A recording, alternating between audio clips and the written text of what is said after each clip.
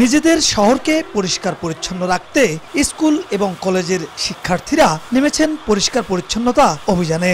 যে কেউ দেখলেই অবাক হবেন, কারণ স্কুলের ব্যাগ কাঁধে সবার হাতে রয়েছে ময়লার ঝুড়ি আর ঝাড়ু। নিজেদের শহর পরিষ্কার রাখবেন বলেই শিক্ষার্থীরা এমন ব্যতিক্রমী উদ্যোগ নিয়েছেন।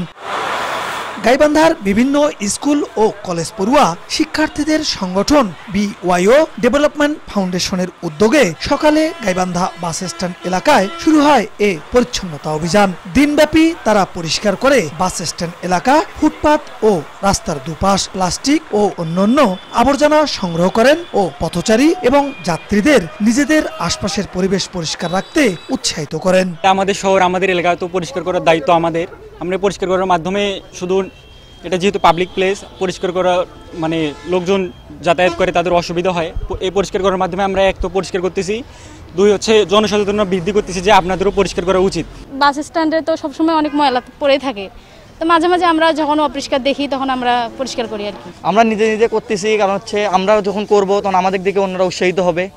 এই কারণে আমরা কাজগুলো করতেছি, যে আমাদের দিকে যেন অন্যরা শিখতে পারে, এই কারণে আমাদের কাজগুলো করা। এই জায়গাটা একটু বেশি অপরিষ্কার এবং কি হচ্ছে এখানে বেশি মানুষজন চলাচল করে, দেখতে খারাপ দেখার কারণে আমরা হচ্ছে পরিষ্কার করে থাকি। আমরা আগে স্টেশন পরিষ্কার করছি, এখন বাস টার্মিনাল পরিষ্কার করলাম, তারপর আমরা হচ্ছে এখন পৌর পার্ক ওঠা পরিষ্কার করব।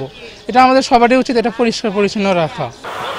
সংগঠনের সদস্যরা জানান, শহরের প্রতিটি জনবহুল এলাকাকে পরিষ্কার রাখার লক্ষ্যেই তাদের এই প্রচেষ্টা। সবাই নিজের চারপাশ যাতে নিজেরা পরিষ্কার রাখার অভ্যাস গড়ে তোলে, এটি জানান দিতেই তাদের এই কার্যক্রম।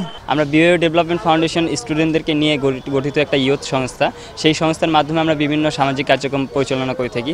তার একটি উদ্যোগ হচ্ছে প্রতি বছরই আমরা একটা উদ্যোগ নিয়ে থাকি, যেমন হচ্ছে আমাদের Gaibandha rail station, bus terminal, পৌর পার্ক, এই জায়গাগুলো আমরা প্রতি বছরই আমরা পরিষ্কার করে থাকি। আগ্রহটা আছে যে আমরা কাজ করতে চাই, কিন্তু আমাদের এই আগ্রহের মাঝখানে যদি আমরা একটু সহযোগিতা পেতাম তাহলে আমরা হয়তো আরো ভালোভাবে এই উদ্যোগটা বাস্তবায়ন করতে পারতাম।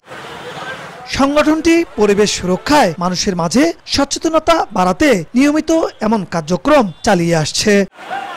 বিপ্লব ইসলাম, সময় সংবাদ, গাইবান্ধা।